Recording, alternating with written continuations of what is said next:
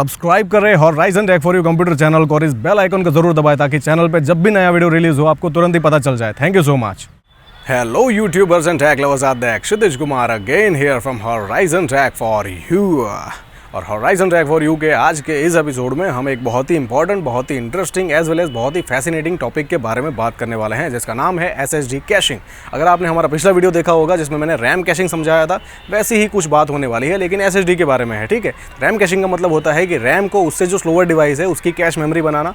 SSD caching का मतलब होता है कि SSD को उससे जो स्लोअर डिवाइस है यानी कि हार्ड ड्राइव उसकी कैश मेमोरी बनाना। तो आपको पता होगा कि हार्ड ड्राइव का परफॉर्मेंस इतना ज़्यादा नहीं होता, 100 या 110 मेगाबाइट पर सेकंड सिक्वेंशियल, और रैंडम में तो बहुत ज़्यादा पुअर होता है, बहुत ही poor because of its mechanical structure. और अगर हम 70 to 100 आरपीएम वाली ड्राइव की बात करें तो वहाँ पे सिक्वेंशियल परफॉर्मेंस बढ़ जाता है लेकिन रैंडम की वही कहानी रहती है। लेकिन आज की बेसिक से बेसिक हार्ड ड्राइव SSD जो कि SATA 3 SSD होती है वो भी 500 से बियॉन्ड जा सकती है सिक्वेंशियल में, और रैंडम में भी हार्ड ड्राइव के मुकाबले उसका परफॉर्मेंस बहुत बेटर होता है। और अगर हम PCI Express और M.2 की बात करें तो वो तो इससे भी बियॉन्ड जा सकती है, 2.5 या 3 या 3.5 गीगाबाइट पर सेकंड भी उसका सिक्वेंशियल परफॉर्मेंस होता है।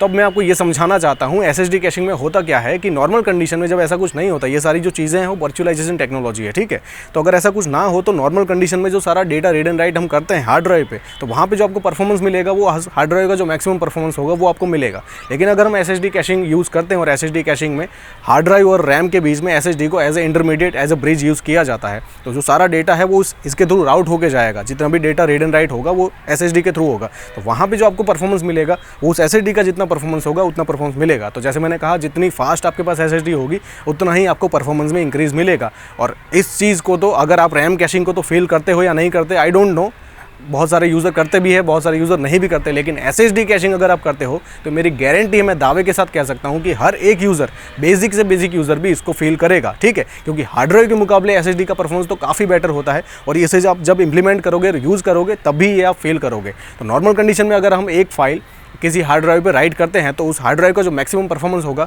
उसके हिसाब से उस हार्ड ड्राइव पे डेटा राइट किया जाएगा और उतना ही ज़्यादा टाइम लगेगा।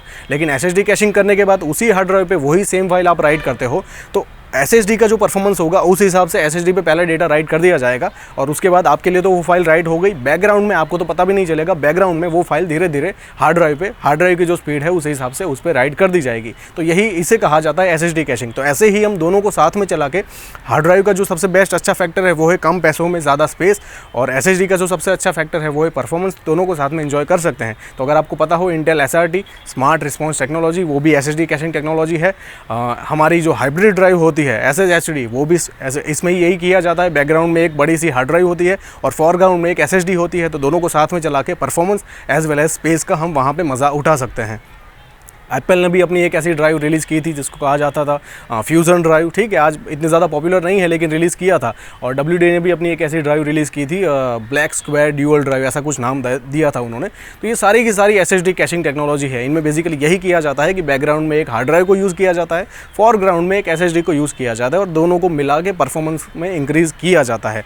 और इसको आप जब रियल में करोगे, इंप्लीमेंट करोगे, तब फील करोगे, ये मेरी गारंटी है। रैम कैशिंग को तो शायद आप फील करो या ना करो। अब रैम कैशिंग में जैसा था कि आपने SSD खरीदी, उसके साथ जो सॉफ्टवेयर आता है उसमें ही वो एक फीचर होता है जिसको आप इनेबल करके रैम कैशिंग कर सकते हो। लेकिन SSD कैशिंग के लिए ऐसा कोई फीचर नहीं आता कि कोई सॉफ्टवेयर नहीं आता। मेरे पास एक सॉफ्टवेयर है जिसका मैं ये डेमो बनाऊंगा। अगर आप इंटेल SRT यूज़ करते हो, इंटेल का जो सॉफ्टवेयर है उसके थ्रू आप कर सकते हो, लेकिन उसमें एक लिमिटेशन है कि 60 गीगाबाइट, अप टू 60 गीगाबाइट की ही SSD आप यूज़ कर सकते हो। उससे बड़ी अगर आपको SSD यूज़ करनी है तो आप नहीं कर सकते। अब आज की जो बेसिक SSD है वो भी 120 या मतलब 60 गीगाबाइट की SSD तो हार्डली आज कोई खरीदता है। 128 तो कॉमन है, 250 की, उससे भी बियॉन्ड SSD हम खरीदते हैं। तो इसीलिए जो मैं कह रहा हूँ, मेरे पास जो सॉफ्टवेयर है उसका मैं आपको डेमो दूंगा और आपको अच्छे से करके दिखाऊंगा विद प्रैक्टिकल प्रूफ के साथ कि SSD कैशिंग सही में वर्क करता है। और अगर आपके पास, जैसे मैंने कहा, इंटेल का प्लेटफॉर्म है तो आप SRT कर सकते हो। इंटेल की जो ऑप्टेन है, इसमें मैं अलग से वीडियो बनाऊंगा। अभी ऑप्टेन बहुत यूज़ हुआ था, ठीक है, 3D X-Point, तो ये भी SSD कैशिंग टेक्नोलॉजी ही है, लेकिन थोड़ा सा उसको भी वो बियॉन्ड लेके गए हैं। सो आई होप कि SSD कैशिंग के बारे में अब आपको सब कुछ सही से समझ में आ गया होगा। लेकिन फिर भी कुछ इश्यू है तो पूछिए, I will definitely answer you. Thank you so much.